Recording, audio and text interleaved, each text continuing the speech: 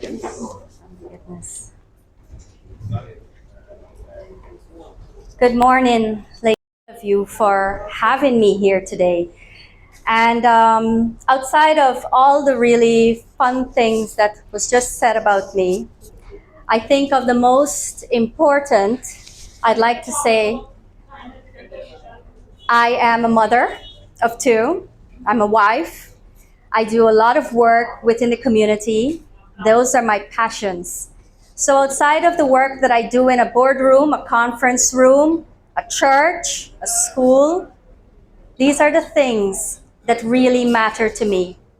When I came here this morning, I sprinkled conversations among the women that were sitting here in the beginning. I asked about your life. I asked about what type of work that you did. How long ago was that? And I know for sure that it would have been probably before I was born. So I'm not here to talk to you about organizational development and culture strategy or anything like that. I'm here to talk to you as a newly turned 40-year-old, actually seeking a bit of wisdom too. And I've crafted our conversation in such a way for us to talk, because we don't do a lot of that in this generation. We do a lot of swiping, we do a lot of texting, we do a lot of press send, email gone, we do a lot of waiting for somebody to come back to us to tell us what they thought about what we think, but we don't do a lot of conversation, and I think that's lacking in our society. And that is why today I wanted to talk about leveraging generational knowledge, because I believe our young people need to understand how to simply talk to each other, how to simply have a conversation. Because I would say mothers and fathers, uncles, brothers and sisters, grandparents, when last have some of us had a conversation with our grandchildren or our children? You know, what are they telling us? What are they not telling us from these conversations that we miss? So earlier this month, I wrote something and I said, I never shared it with anyone, but I said today perhaps I'll share it with all of you. And I'm really glad for the humble and welcome. So please humor me. It's entitled, Who Are You Becoming? And I'll tie it back into a question my husband asked me this morning. We have our coffee every morning at 6 o'clock. And he says, out of the blue, Narissa, if you could do anything in this world, what would it be? I mean, it's 6 o'clock in the morning, husband. I just woke up. You're asking me this live question? So I had 2 more sips. And I'm thinking, well, I'm about to write a book. I manage heavy stuff. The kids are at teenage stage. That's another thing. But these are all things that you're getting through. And I was like, what would I do? I said, well, research assistant. He's like, what? I was like, I love information. I love sorting things. But then I realized what I really love is the process of going through things to finding solutions. So I said, you know what? I'll continue doing what I love to do, which is trying to be a solution to the world's problems, one thing at a time, whether it's fixing breakfast or whether it's going into an organization or whether it's coming here to just have a conversation with men and women who have experiences to share with the world. So this is entitled, Who Are You Becoming?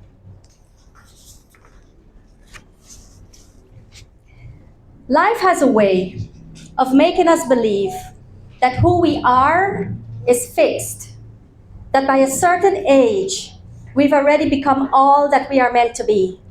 But if we take a moment to really think about it, we might realize that we are never truly finished. We are always becoming.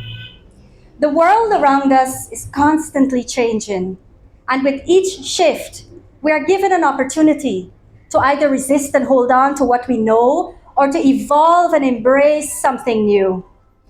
Too often, we assume that growth belongs to the young, that self-discovery is something meant for those just starting out. But what if the most powerful transformations happen later in life, What if the wisdom we've gathered over the years isn't just meant to be stored away, but to be used to shape the person we want to become next? Consider this.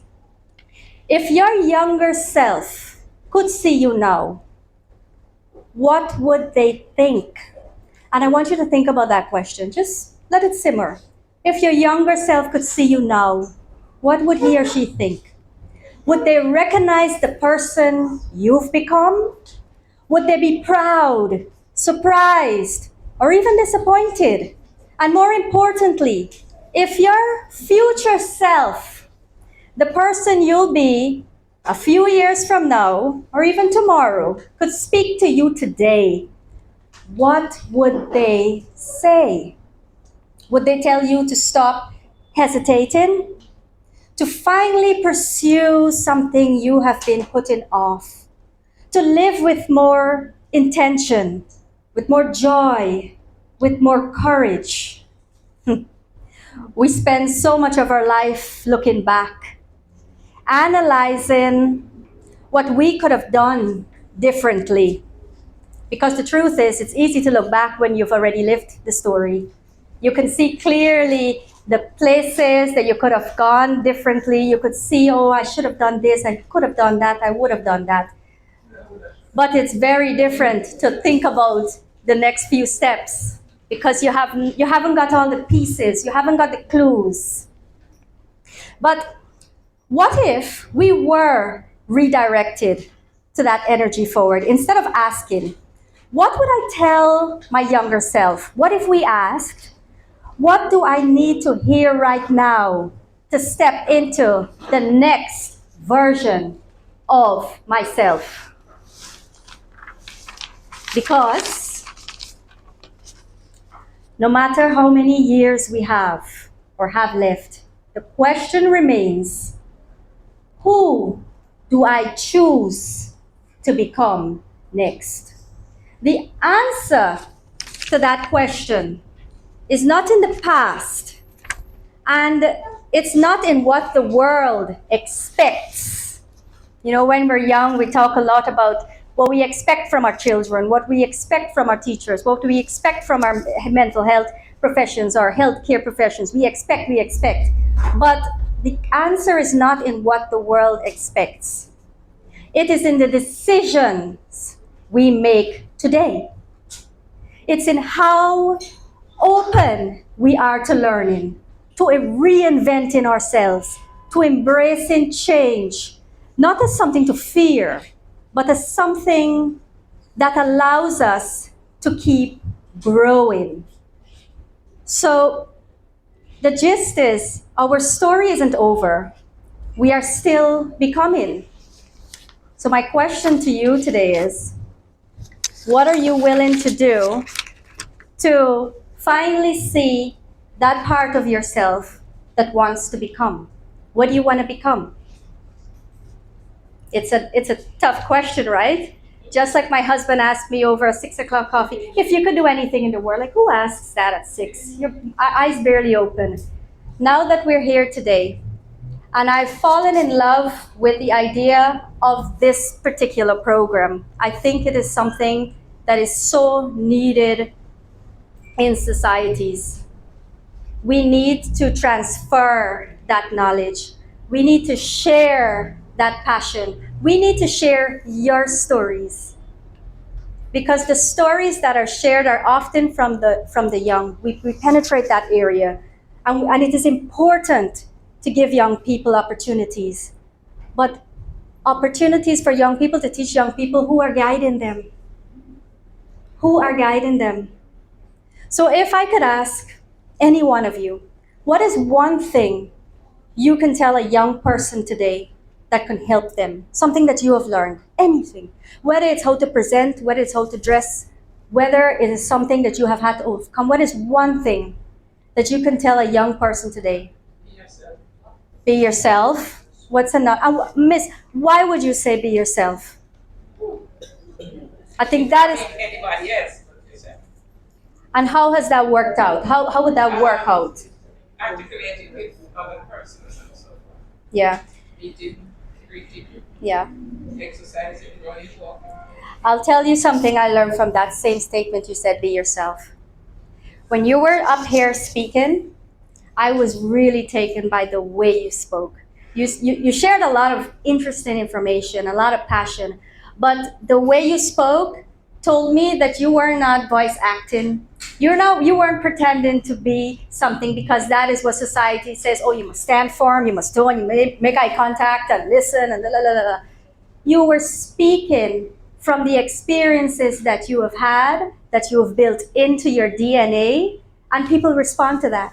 I responded to that, and I took away a lot from that, and it surely brought my nervousness down. Because it is quite intimidating to be in a group of men and women that have lived stories on top of you. It doesn't matter what it is you've done or what titles you hold. To me, it is that wealth of knowledge. I mean, I grew up with my grandmother. So I'm just absolutely in love with everything that she has taught me. And when you say be yourself, I think that comes across in the honesty with which we speak, the integrity with how we carry ourselves, our ingrained respect for our fellow human. Not just, respect for our elders, but our human, respect for ourselves. So this is what I take away, and I think that is so powerful that you've said, be yourself. And that example was you. That example was certainly you. Can anyone tell me what else would you share with a young person? Empathy. Wow, that's a big one. It certainly is a big one. But I would love if you can just tell us why you think that is important and for young people to have now.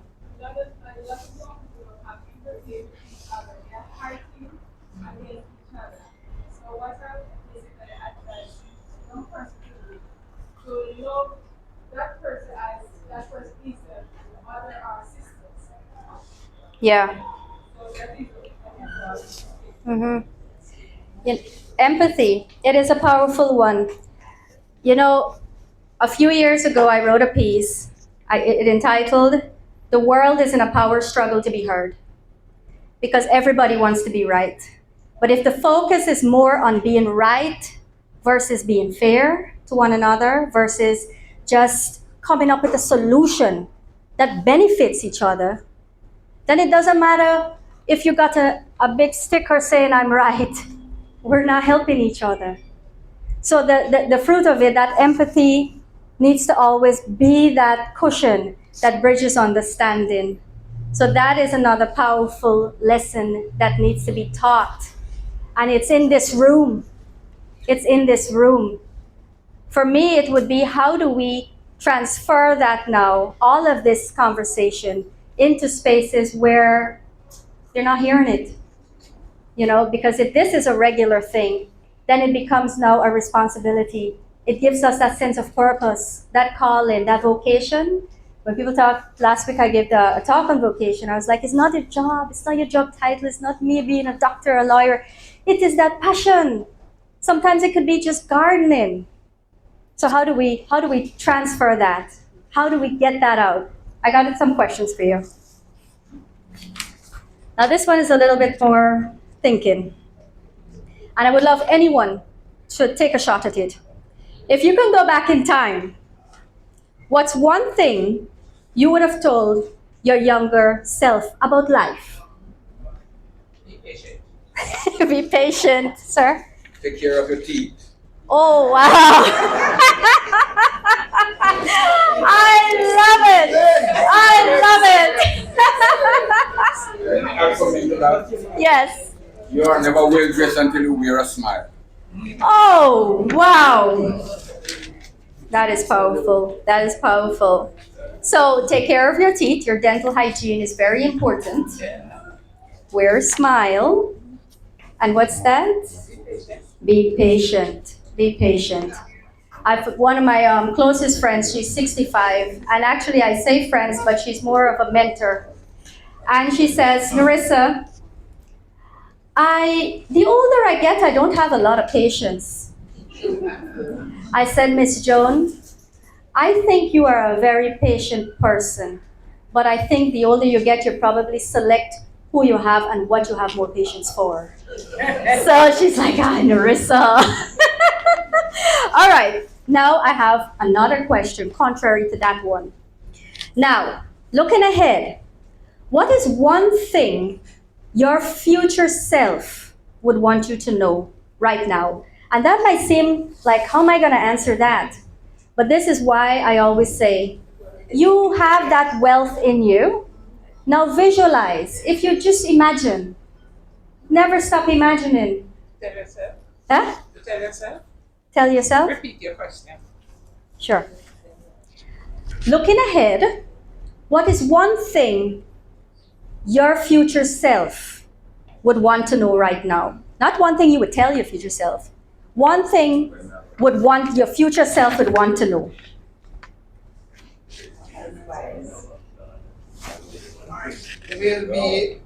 Will I be as healthy as I am now? How would you answer that? How would you will be as healthy, and how might you be able to ensure that? Continue playing soccer? I am not sure, but because there are things you do in life to achieve certain things, but in the end result is not what you really want. Yes. But it's best for us to see the challenges, see how best we can overcome them, and what can we do with even the help of others to overcome such challenges. Because for me, I have always asked the Lord, please don't allow me to be a burden on anyone. So, in other words, your health is something that is important, whether now or later. So it's that journey again, that process. This is something you want to know, that I'm going to be healthy in the years to come. But now that we asked that question, now that you've asked that question, and I suspect you play a lot of sports, yeah, and you're eating right and all these things. That's totally what I try. You're cheating a little bit. No, but setting up ways, setting up systems of how you live, that is another thing that is lacking in our society with young people. And this is why generational knowledge transfers. Because as I said, it's easy for us to look back because the story's already been told. But how do we help societies of children and young people to look forward and be able to walk pathways for them to actually have the kind of life that they envision? Might not be exactly the same, but to have a guide, to have that guidance, to have that moral support, that mentorship, like my 65-year-old friend. So it's about how now do we take, again, the time, the knowledge, because there is a wealth of knowledge here. There's a lot. Last night we had a conversation. And in the conversation there were just one young person. And this person was like out of her wits because she just could not understand something. Because we were mentioning back from the days when we used to make our own toys, we play marble, we play gigs, we go to the bush, we shoot bird, we go to the river, we swim. A lady even said to mention in the conversation, remember when we used to go to river all over naked? It wasn't anything. Male and female were swimming together as a day were born, and it wasn't anything. You know, it's not we were just there as friends and we were just enjoying ourselves. But no, I don't know for no. But I was saying that we need to, we were at church and I said we need to organize a program, and civics even dropped back into mine. And I said we need to organize a program where we can come together and just talk and even just bring the sense again within ourselves, and even get the young people to understand where we are coming from. Because these young people have No idea. I am wondering No idea. if they live like another 20 years, what is it that they are going to tell their children? And I said, what is the fun thing they are going to tell their children?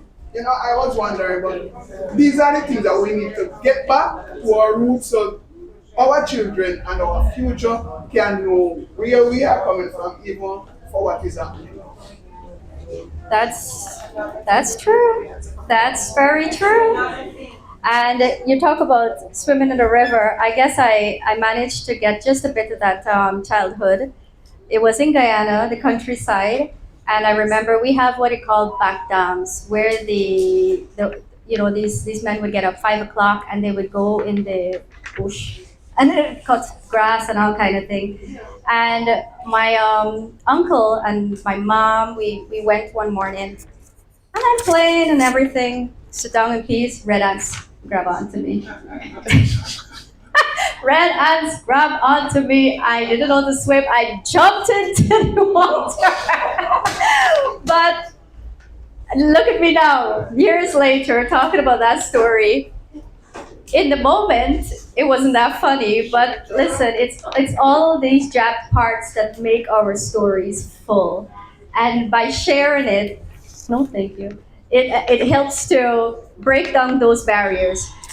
And who knows?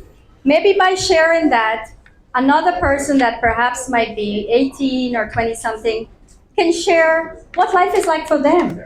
Or what stories do they have to share and what similarities are there? And perhaps again, to the empathy, how can our differences help to bond us? To revive in a kind of future we want to see. One that is on integrity, one that is on those core values that really make us kinder, empathetic, have a little bit more understanding and patience to be who we are. Okay, so I have another question. Now, sorry. Document things. At least look at an experience like your dad if you're or you're happy with it and they're reading things in books and they're explain to you. Yes. That goes and they will get knowledge how to care for themselves. So health is very important. Documentation is an expert to others that they to care for themselves. Yes. Okay? Yes. These are very important things. Do you ever scrapbook? Do you ever scrapbook? Like journal when you document things to do cutouts and put it in? I would sit and do that with you. That would be a fun. Miss, you had your hand up? No, I was just indicating. Oh, okay. So the next question is, Sorry, before you go to the next question, following up on what the lady Yes. says behind, that the thought came that these conversations that you're having, we could develop a book. I'm not sure who would be the Miss Boo in the crowd, and then all this past information would generate to the next generation, and so children would understand where exactly we are coming from. I think it's a beautiful idea, a genuinely beautiful idea, but I have a way that might be able to transmit in a simple way in different circles. Perhaps we start a newsletter. Yeah, Yes.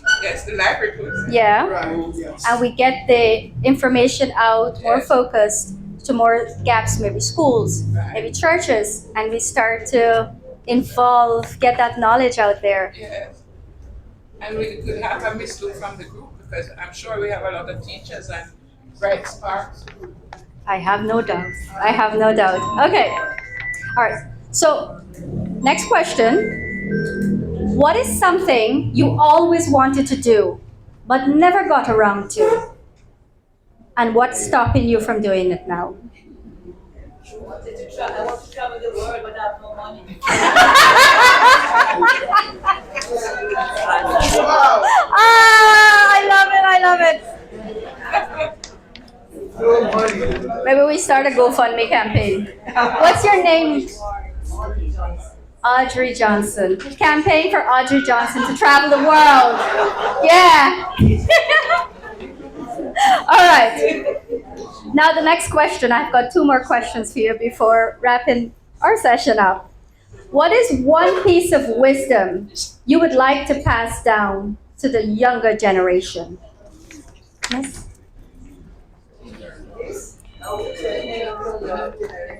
Don't waste not a moment of their Oh, beautiful. Don't waste not a moment of your education. This is always reading. Reading is very important. Reading is very important. Always reading. Yes. Sorry. Character. Build their character. Okay. What's one thing would you?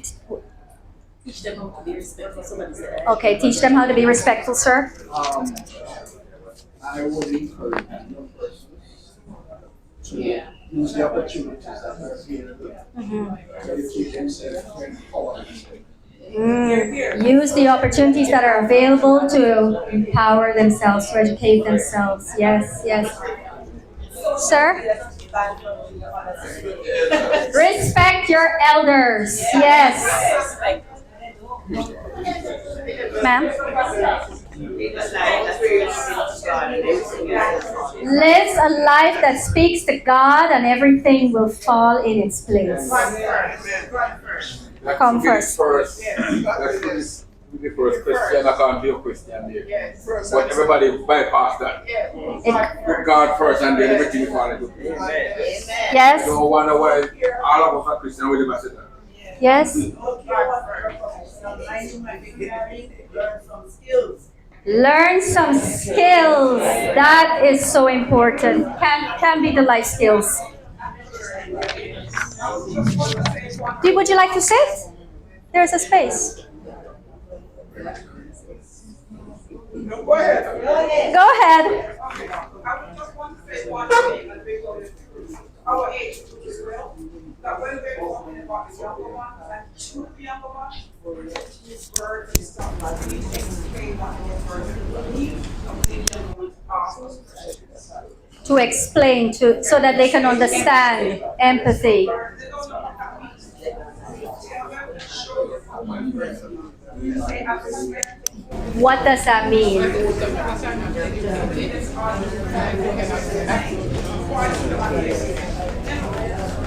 So live in the values, live in what we talk. That's a very, very important one. Yes?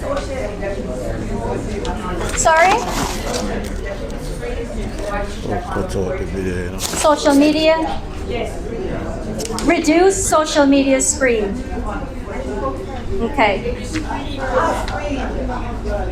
I think that it is very important for a young person to find something that they want to do with their life, something that they're passionate about, and something that will fuel them through the rest of their working life.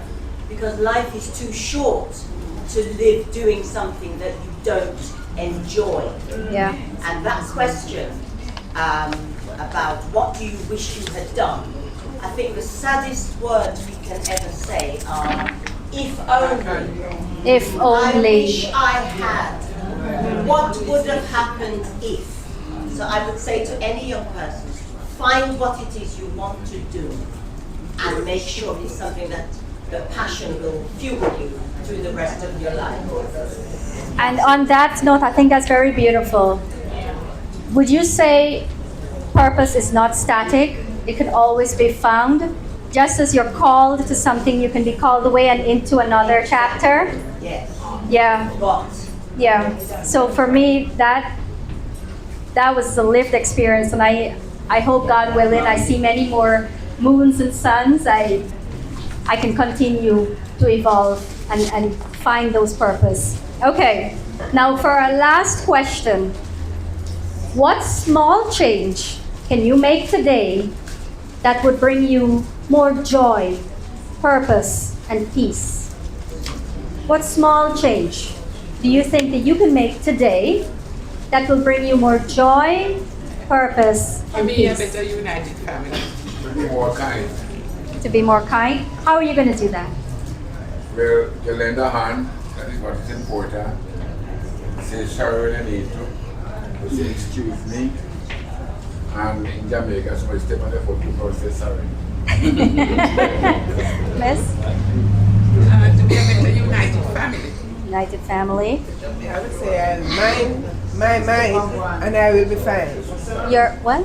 Mind my mind and I will be fine. Mind your mind. So take care of your mind, Yes. and you will be fine. Yeah, no hate, no jealousy, no envy, and This is what I call living on high frequency. Yes. Because when we're on a low frequency, we tend to get caught up with things like jealousy and greed and fear. And I don't know, man, that seems too different. But you know what? Every single one of us in this room are different. Yes. And that's what makes us very, very special. Because we have so many other different things to tell each other and learn from. Sir, you're at the back, your hand up.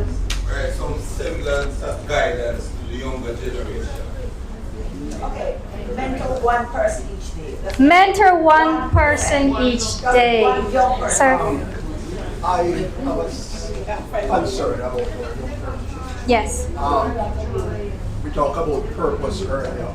I would like to be in a position where I can kind of help them to find purpose. Because many of our young people now, they are just static Clueless. because of the things that they see around Yeah. them. Don't motivate them. And earlier I said you should empower young people, educate them to have a skill so that later on Yeah. they have something to really, to back up whatever. But I would like to have the purpose, to get purpose in them, motivate them to move forward. If I could We do need that. We need that. You remember when we talked earlier and we said that's the end of the questions. But let's think about it now. Put a hypnosis, put it in its order. We had a lot of different great ideas. And whether God came first in the middle or at the end, I tell you one thing. Everything that we discussed, now we have a unique opportunity of actually putting it together. This could be our guideline. Then what do you do with that? You create that newsletter, that space, that outlet. What do you do with that? We already are with the public library. We know that there are different avenues. Each one of us, even if we have one contact, one person that we can share this idea with. Sir, you have this drive to want to mentor these young people, to share that wisdom. What if now those ideas that were curated and then you put it in whatever order, could be the spaces we then target for schools, or target a church, or target with workshops, with companies, with startups, all these things, to share the knowledge that was just shared here. It's all being recorded. There's nothing stopping us. And this is why I say, when people come together and share their stories and have conversations, and we ask questions, and we are not afraid to put our hand up. And you know what I love about this moment? No one was afraid to put their hand up. And that is something I'm experiencing with a lot of young folks. They're afraid to put their hand up. They're afraid to look stupid. And I say, you know what? This has been my guiding rule since I was in Guyana. Didn't grow up with much, but I still end up traveling the world. Not because of money, but because of tenacity, grit, and a fire in me that I would. And I've always been curious, and I'd always punch above my weight, not in fighting, but in the sense that I will go where it seems tough. So I'm not afraid of saying the thing that might sound ridiculous, because how am I going to know what's right or what's wrong if I don't try? And this is what I find is keeping a lot of young folks from experiencing that resistance to try.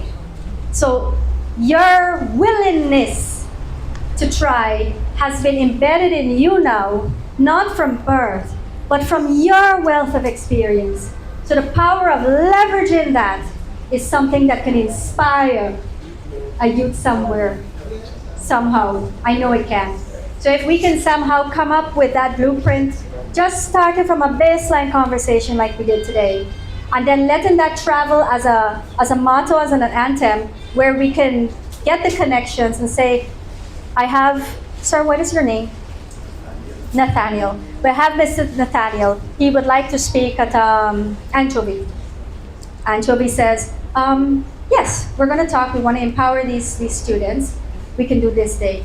Mr. Nathaniel goes to that school. From this building block, because we've already started to discuss, and it's going to grow and it's going to grow. Then we have, sir, what's your name? Cleghorn. Cleghorn. Cleghorn. Wow, that's a nice name. So now we have a church group, right? We know that Mr. Cleghorn has a deep spiritual connection with his faith. So we try to bridge and put our key persons in the spaces that we know that is going to help them to come out and deliver. We've got young people waiting there to be inspired too. So that's what I say. We don't just talk for the sake of talking and just hearing and then go home and forget about it.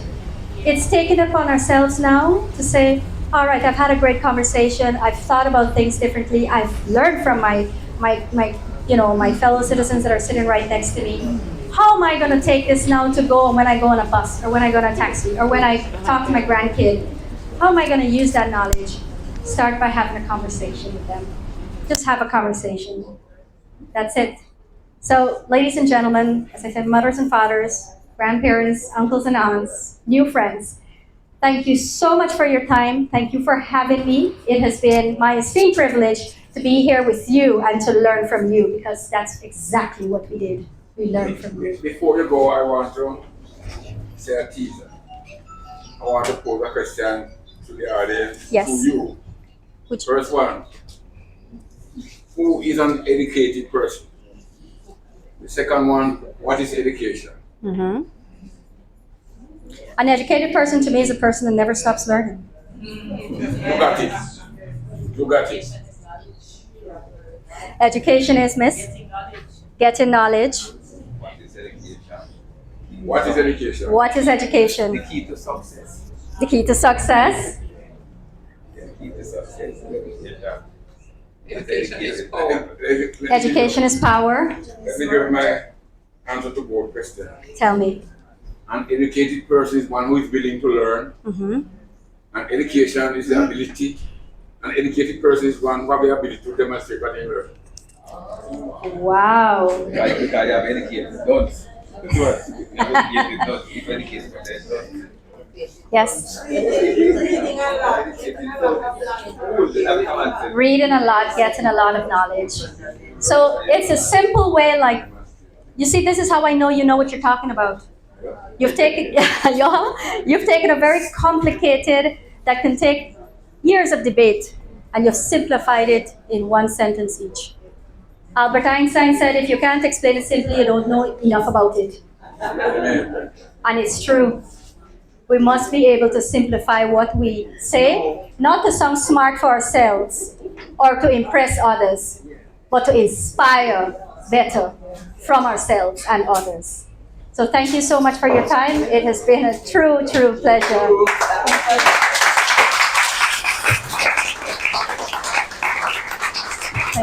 Thank you so much.